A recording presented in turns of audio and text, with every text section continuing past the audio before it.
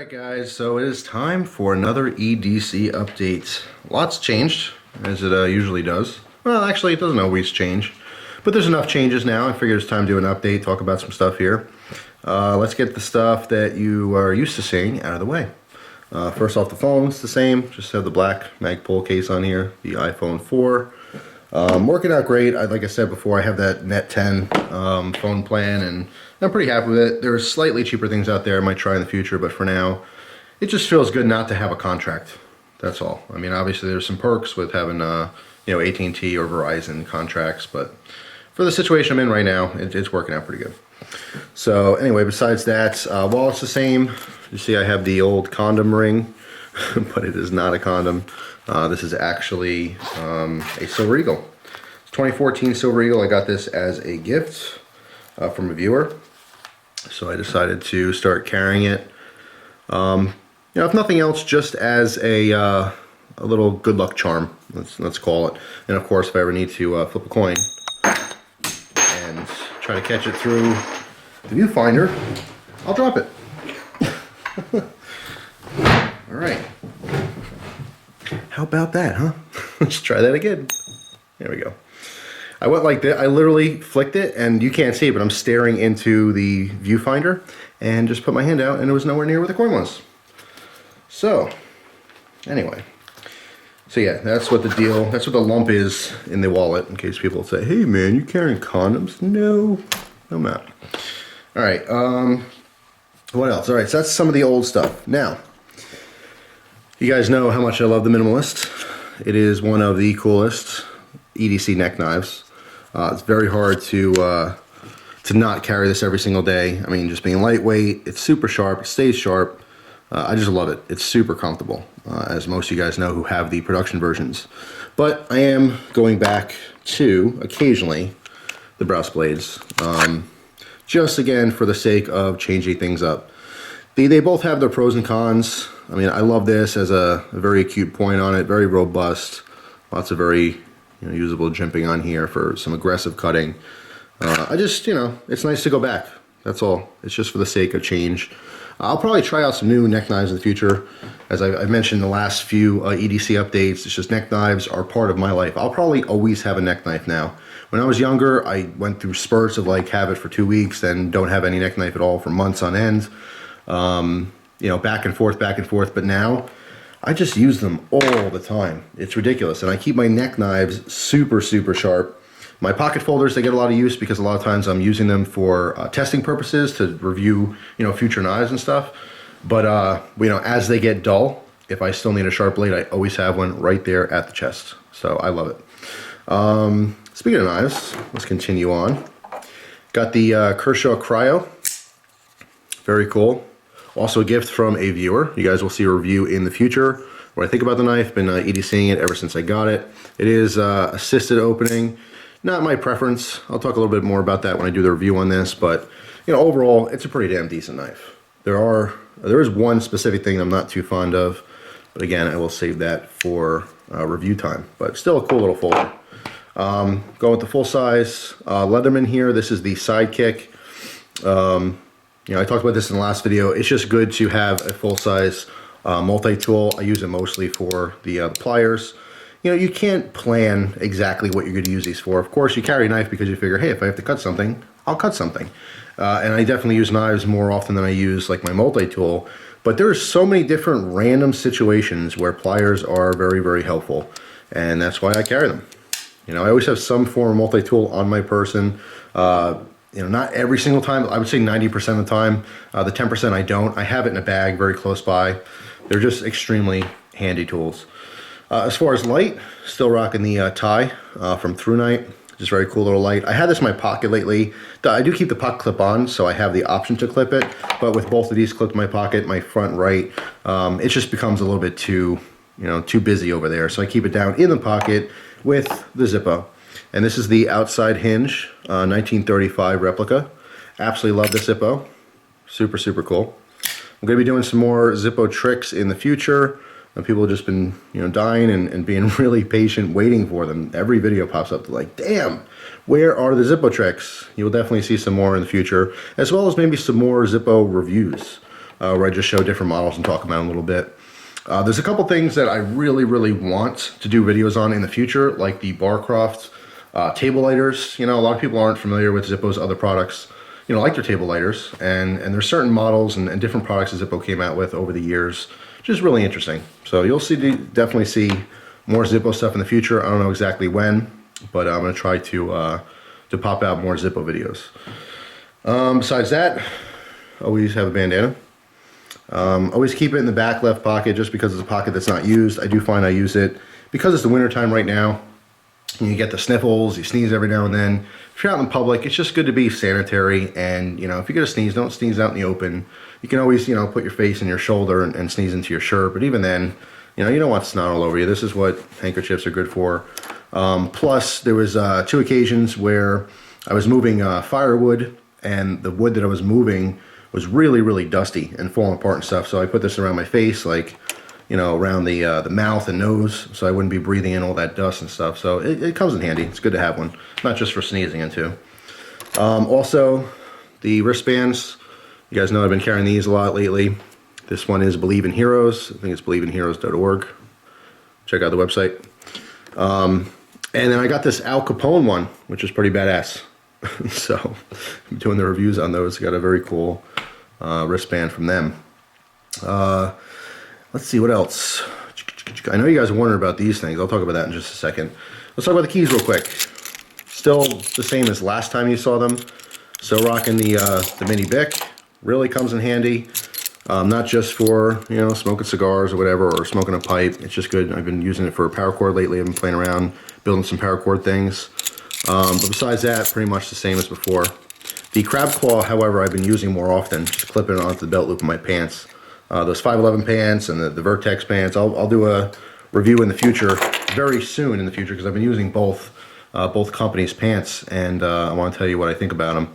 And I definitely, like I said before, I have a preference on which one I like more. So you'll see that view coming up in the very near future. What else we got? Let's talk about the gun. I'll leave these for last. Rocking the Glock 36, but I have a new holster. I actually got 2 new holsters from Alien Gear. I got a package deal. It was like $72 for the inside the waistband holster you're looking at right now, which I really like, mainly because it's material. Super soft. It almost feels like a bike seat, if that makes sense. But really cool. It also came with an outside the waistband holster. I only use this one so far for EDC. The other one I will start using in the future. You guys will see a review on these in the future as well. But Alien Gear, so far, very happy with it. Just really cool, comfortable, you know, combination holster here. Most of the ones I've had before are leather, and this material, it just makes a difference. It's really comfortable on the skin and stuff, you know, against the body. But we'll talk more about that in the future. Of course, full magazine here, and I carry a spare mag now in my off pocket, my left-hand side, my off hand. So obviously I'm shooting with the right hand here, and I can easily grab on the left side to reload. As well as I keep 1 extra spare mag in the glove box in the car, because you just never know. So that's what it's been lately as far as gun stuff. It's wintertime, you know, wearing bigger coats and bigger clothing and stuff, it's easier to conceal larger guns.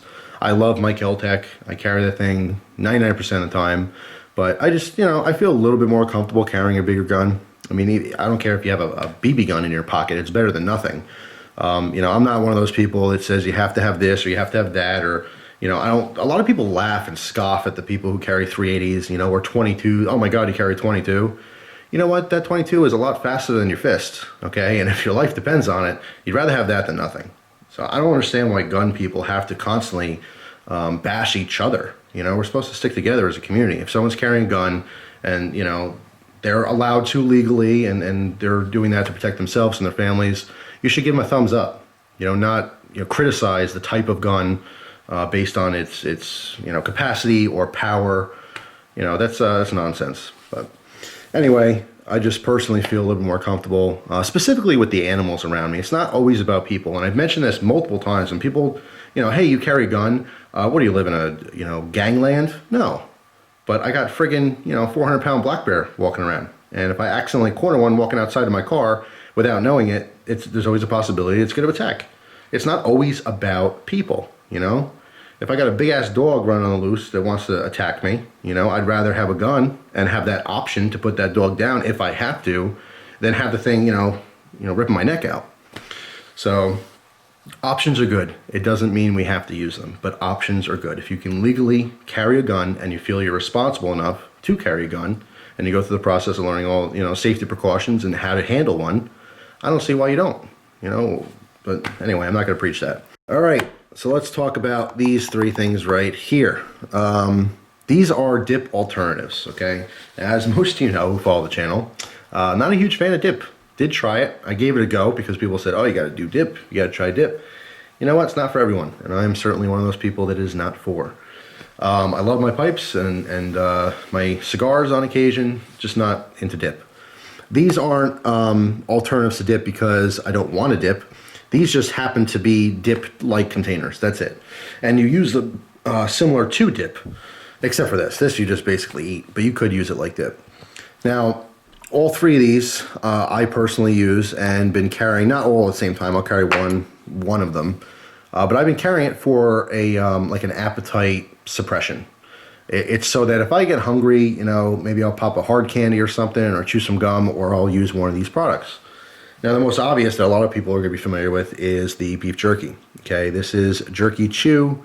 It's really finely shred beef jerky. This one happens to be from Jack Link's, but there's a bunch of different companies that puts this out.